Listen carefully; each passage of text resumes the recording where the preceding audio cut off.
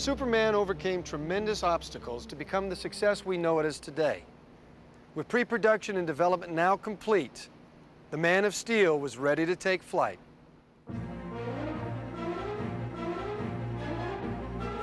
On March 24th, 1977, cameras rolled on both Superman movies with one objective in mind: verisimilitude. Dick's great mantra was verisimilitude. Of course, we all had to look it up, but what it means is, I think, truthfulness. Keep to the reality, the real truth of the situation. Dick has a talent because of the things that are in him as a person. He wants to believe in those myths. And when you can make an audience believe that what's happening on the screen, even though it's totally extraordinary, that this is actually happening, that's when you have verisimilitude. I have a sign to this day in my office of Superman flying through the air and dragging a sign by him that says verisimilitude, because the story had to have its own honesty. Everybody had to believe it was real. The epic production eventually ballooned to over 19 months of shooting. With the largest production budget to date, 11 units filmed simultaneously across 3 continents with over 1,000 crew members. The long, grueling shoot was worse on Dick Donner than anybody, because as a director, you have to be there every day. It was at times very difficult to keep your energy up on this picture. Very difficult to keep my energy up. And if I didn't have my energy up, it would be really rough, because I had to bring in a lot of false energy to people that didn't have it, both actors or crews, and it got to be a bitch. The production, especially for its day, was just huge.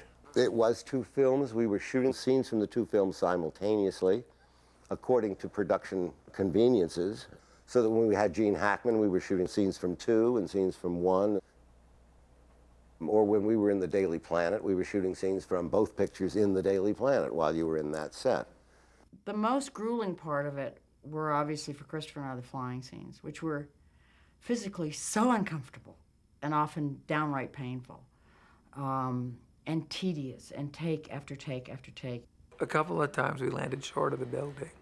So we'd come in for a landing, would drop off the side, just drop out of view. It was hysterical. And other times they drop us too late. So we kind of went bouncing into the kitchen. You'd finish your 14, 15-hour day. The driver would drive you back to London. That would take an hour. You'd just get 40 winks practically, and it was time to get up again and stagger back on the set.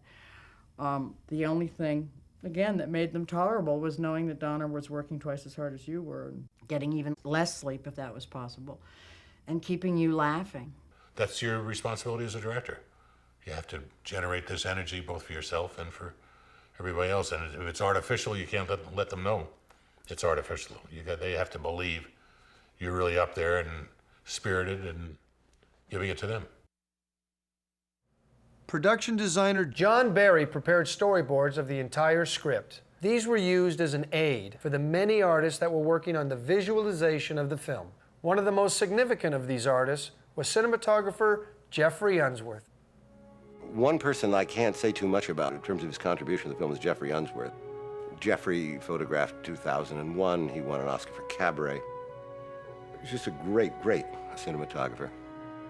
He was just this wonderful cameraman who saw everything through a little haze. And when he photographed it, it all had that slight apparition around it. Just slightly untouchable. Sometimes when Dick couldn't figure out exactly what he wanted, he would say, let's lay some dolly track. And while they're laying the dolly track, Dick would figure out exactly what he wanted. And there were mornings when Dick would come on the set and he was so beat, especially halfway through, and Geoffrey would say, will we be laying dolly track this morning, Governor? And Dick would say, yeah, about 40 feet, 50 feet. Geoffrey Unsworth was heaven. Geoffrey, when he lit me, would stop everything, insist on silence, and if there was any movement, would say, quiet, I'm lighting the lady.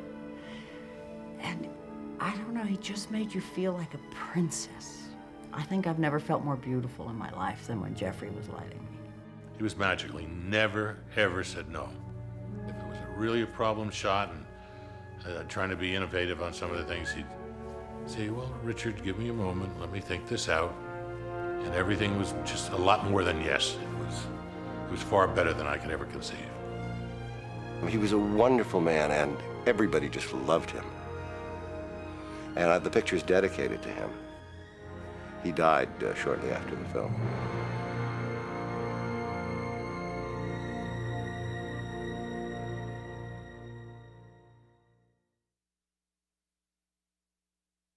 Rounding out the canvas of talented artists that would help visualize Superman was costume designer Yvonne Blake.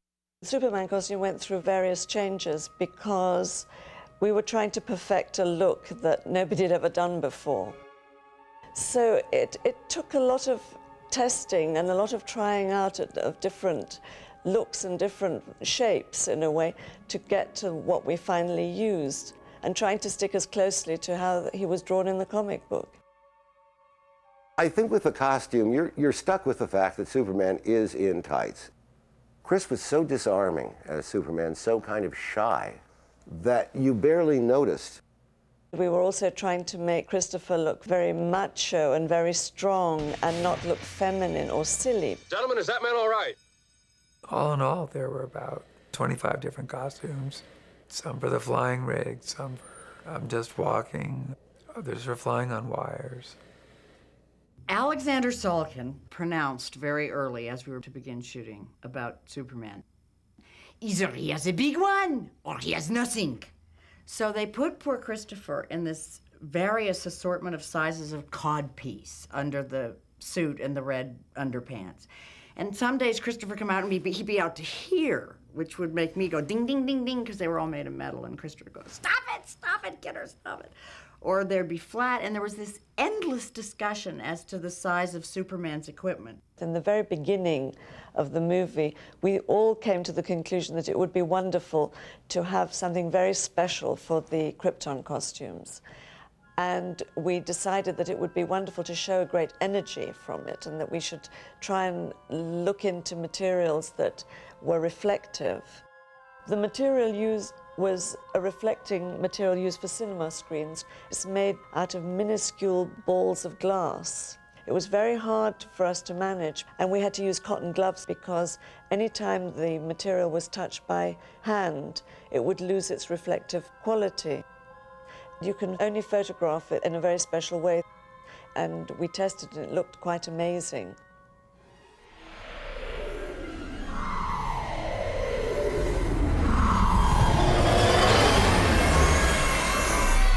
The most challenging part of Superman was bringing a diverse variety of special effects to life.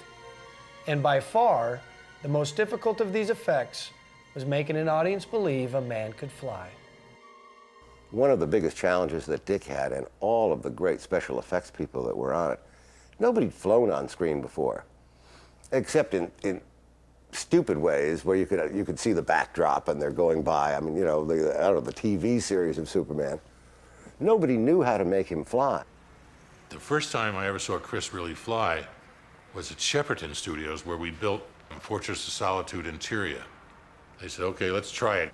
And they rolled cameras, and he took off. The takeoff and the landings were terrible. They were very difficult to coordinate the cable movement up and down and lateral, and without jerking him all over the place. And he took off beautifully. It's the first time I ever saw the takeoff. And it was Chris that made all these things work, because it wasn't just this. He flew.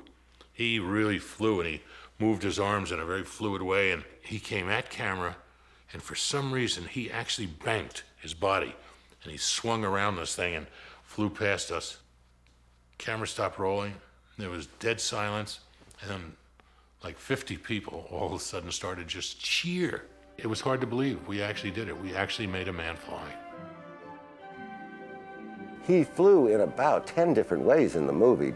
There were wires, there was some animation. He was catapulted in some things. There was blue backing, there was black backing, there was gimbals that he was lying in. And a lot of it was like the Wright brothers.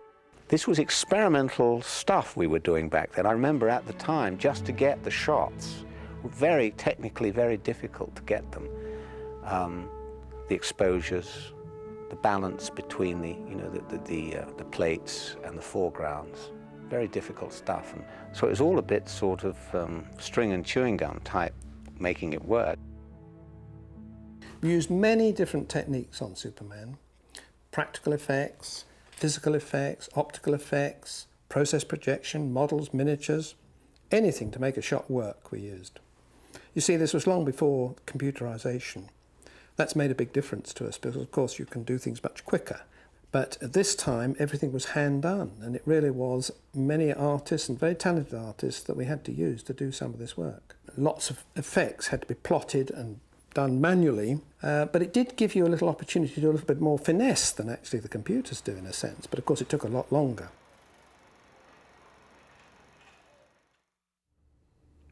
Principal photography wrapped in October of 1977, and we had a big party and everybody went home, except me, and I stayed another year doing flying shots and special effects. I had a golf cart, and I had about 5 little radios in it, and I'd run all over the lot with Chris Reeve in it, going from unit to unit to unit. They'd say, we're ready for that, we're ready for that, we're ready for this, right? And sometimes you'd spend the whole day with not getting one unit going. There was so much preparation. Dick has that rare quality of being able to instill in the actors a sense of fun and a sense of this is your project. This is yours. Let's see what you can do. Let's open it up. Let's perform. Let's have fun. But Dick's strong personality and sense of fun and love, not only for the project but for the actors, and it makes it working with him just a pleasure. The character of the guy, the kind of man he is, the kind of general he turned out to be, a terrific general who everyone was very happy to follow in his service and do his bidding. I felt that I had a complete creative cape of my own, so to speak. I don't think if Dick hadn't been directing it, 3 people could not have directed that movie. He had such incredible stamina and love for the project. But what he did as a director is the sign to me always of a really good director. Each one of us was directed in a different way according to our needs. And he figured out very early on one's vulnerability as an actor, one's strength, and helped you that way. He knew that if he got my energy up, got me giggling, and then let me roar into a scene, that you never knew what would happen, and that often something very funny and good would come out of it. So he would do that with me. He'd joke with me. He'd tease me relentlessly, pull practical jokes, and always get me. Dick Donner is the biggest kid on the block, and his sense of playfulness really is what gave the movie its magic. But remember, there's a wire on your neck. Yeah. And don't touch those wires together, you'll be short-circuited and you go up in flames. We were on it for a year and a half. And then when people say a film crew becomes a family, we really became a family in a way that I've just never had before. My daughter was part of the family. We were so close.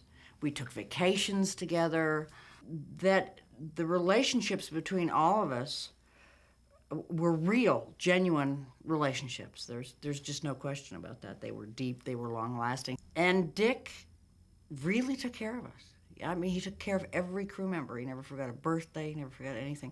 The one thing that always sticks in my mind about him, which I love him for, is that when I talked to him originally at the Beverly Hills Hotel, I had a mustache, and I told him that I wanted to keep the mustache. And he said, well, let me think about it, and when you come on the set, we'll discuss it. The first day I was in England, and he was up on a big scaffolding, and I climbed up there to see him, and he says, what about the mustache? And I said, well, I don't know, I really like to keep it. And he says, if you shave your mustache, I'll shave mine. And I said, okay. So I went back to makeup, and we did all this thing, and I shaved the mustache off, and I came back on the set, and we were doing the makeup test, and I said, Dick, you got to shave your mustache off. And he says, okay. And he took it and he peeled it off. And he had set that up. I loved him for doing that. That was just great. Dick never, in the course of the picture, got a budget. He never got a schedule. He was constantly told that he was over schedule, way over budget, but nobody told him what that budget was or how much he was over that budget. And at one point, he said, why don't you just schedule the rest of the film for 2 days and I'll be 9 months over. Well, I believe we went a year over schedule, which would make it a long shoot. I think that's maybe a record. One of the dilemmas involved in negative pickups generally is that if there is an overrun, it's the producer's problem. If the costs exceed the budget, it's not the studio's problem. It's the producer's problem. As the Salkins saw they needed more and more money, Warner Brothers, who was originally just going to distribute the film and put up a certain amount of money, as Warner started to see the rushes and like what they saw, Warner's got to be more and more involved financially. The studio was more than happy to step in and buy an increasingly bigger share of the movie. In exchange, Warner's received lucrative television and foreign theatrical rights. As their ownership diminished, an obvious target for the producers' frustrations was director Dick Donner. As Dick and the Salkins were really kind of at each other's throats, Dick Lester was brought in as a go-between, and my theory was they were clearly waiting for Dick to either quit or to get so obstreperous that they were going to fire him, and then Dick Lester was going to take over. But Dick stuck it through. It was a lonely period. It was a long period. It was tiring. It was exhausting. But I had taken on the project of making Superman, and damn it, nothing was going to stop me. He was under a great deal of stress, too, because for whatever reasons, the producers either wanted him to hurry up or do better, or whatever producers want. The Salkinds could not have been easy producers to have. They seemed to be spending a tremendous amount of time horse trading with Warner's to try to get more money so they could actually pay the bills to get the two movies shot. It had to be a difficult time for everybody. Dick kept the problems between him and the Salkins from us as much as possible, but we all at that point had opinions, prejudices. We were always in a state of panic in terms of, is the money running out, or the money's not running out? Are they pulling the plug on this? Is so-and-so going to happen? Are we going to be able to finish 2, which we did not have enough money to finish 2. We literally ran out of money, and Warner Brothers said, let's put the first one out and see what we've got. With the focus now solely on Superman 1, Donner returned to familiar ground with editor Stuart Baird. A tried and true collaborator, Baird's electrifying style of film editing ignites Superman off the screen. God, look up there! What the hell's that? Easy, miss. I've got you. You've got me! Who's got you? When I was doing Superman, I could think of nobody else but Stewart to cut this. When working with Dick, as working with any director, we'll talk about the scenes and what the scene is about, or what the mood is about, or what the intention is about. And my job is to take that material that's been shot with all that intent in it and bring that out of it. That may not be brought out in exactly the way, or edited and cut in the way that he had conceived when he shot. If you're challenging each other, there's that love-hate relationship, because you both know you're right. Stewart and Dick used to love to just natter at each other, and they had the most wonderful, healthy working relationship. Stewart would go berserk, because I would love what he did, but maybe I didn't like it enough that I wanted it that way. I would want to change it. And he'd scream and rant and rave and storm out and get in his car and quit and leave the lot. And I'd up 2 other young editors. He'd come running back in. He said, "What are you touching my machines for?" And I think Dick, he'll remember better than I maybe, I think he fired me 2 or 3 times on this picture. Stewart was Dick's conscience on going too far, or this or that. And Dick would say, no, I want that. And Stewart would say, don't be silly, don't be daft, you can't do that. a dear friend, a great editor, an incredible contributor, and today he is a great director.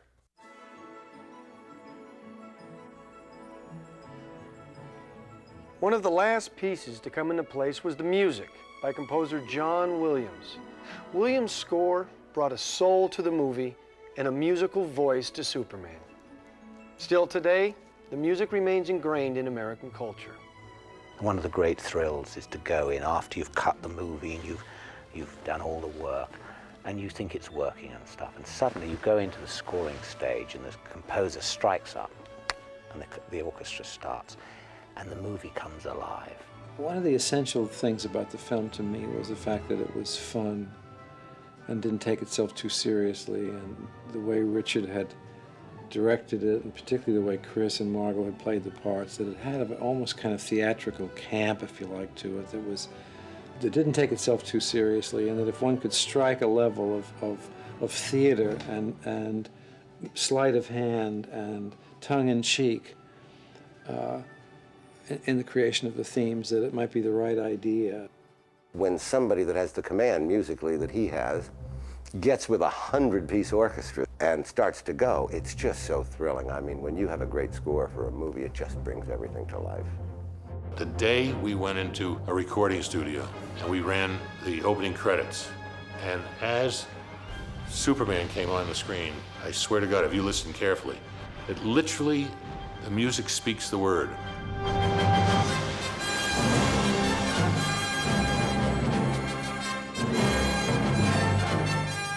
I screwed up his take because I just ran out on the floor yelling, "Genius, genius, fantastic!" You know, the orchestra applauded him and everything. But it was, if you listen, you can actually hear the music say the word.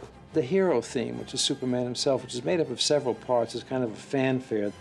Each time he opens his shirt, you get this sort of three-note Superman musical motif that precedes the exposure of his shirt. So that if he's going through a revolving door, the music, whatever the 6 or 8 seconds preceded that, we established a kind of modus operandi that each time he revealed the shirt, there was this musical, balletic preparation. John Williams is a master, as he's proved it time and again, with big scores and small scores and epic scores and delicate little piano scores. Fantastic. I tried to have the music constructed in such a way that it would be heroic and big and operatic, but not take itself seriously. The original release date for the film was intended to be the summer of '78. They just couldn't get the movie done in time to do it. When you have a movie that you hope will make this kind of impact on the public, you look for the highest profile time possible to release it, and the next highest profile time possible was Christmas.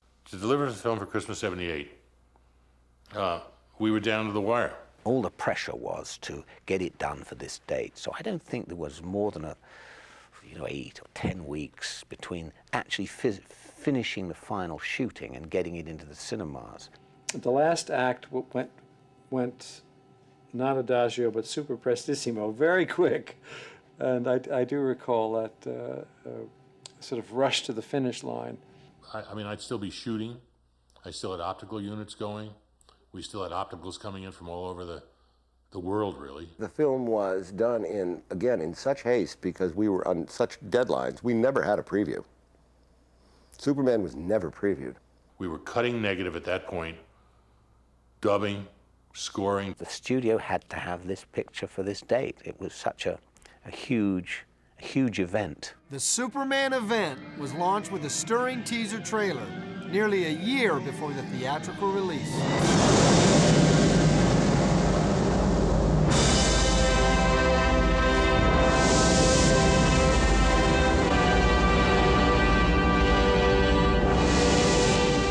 Richard Greenberg, who'd been hired by Dick, found this wonderful piece of footage which was taken from the nose of a jet flying through clouds. Audiences were just cheering. And it made everybody feel so great.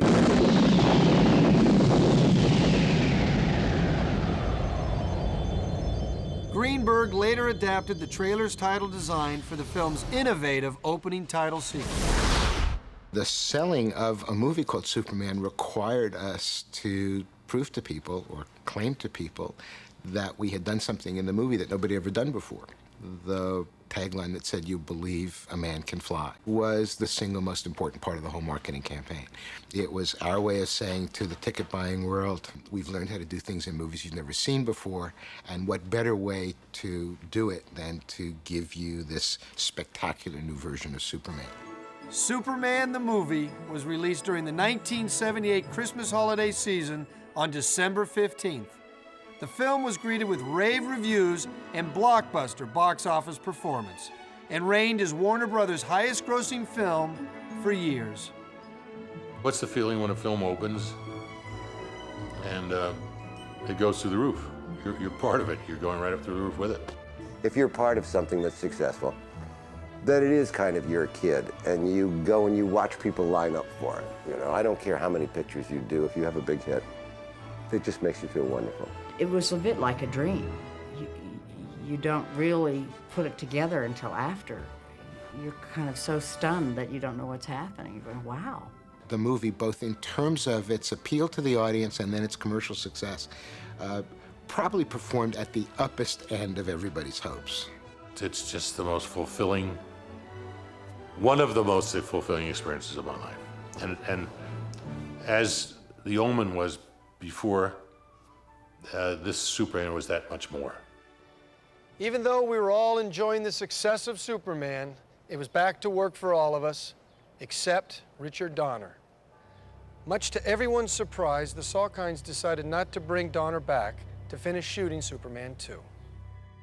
Well, I was not looking forward to 2 because Donner wasn't directing it, and the dynamic was entirely different. And so it was impossible not to feel affected by it, not to feel angry about it, and very disappointed. We're all fired, by the way. All sorts of Jeff and John Barry, and so it was very sort of ugly with the Salkinds. The minute Superman came out and was a hit, they fired Dick. I've always been convinced that if Superman had been a flop, they would have made Dick finish 2. But Superman was not a flop. In fact, it was a tremendous success, and the magic still endures to this day.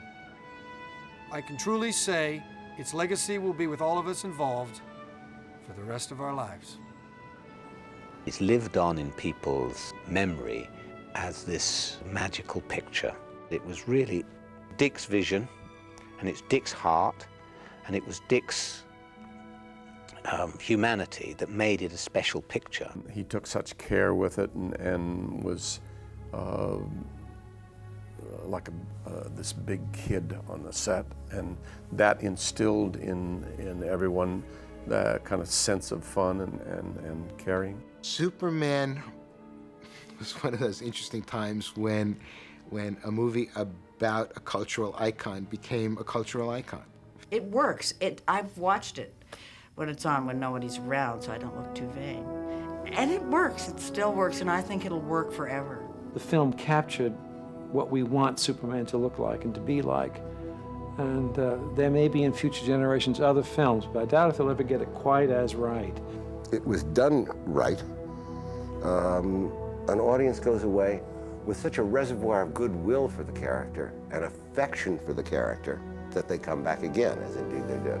The subtleties of this film, and such a broad, such a recognizable character that Clark Kent and Superman, and between Richard and Chris Reeve, they accomplished what I really regard as a miracle. If it hadn't been Christopher Reeve playing that movie, playing that role, bringing him to life, I truly believe we would never have had the success we had.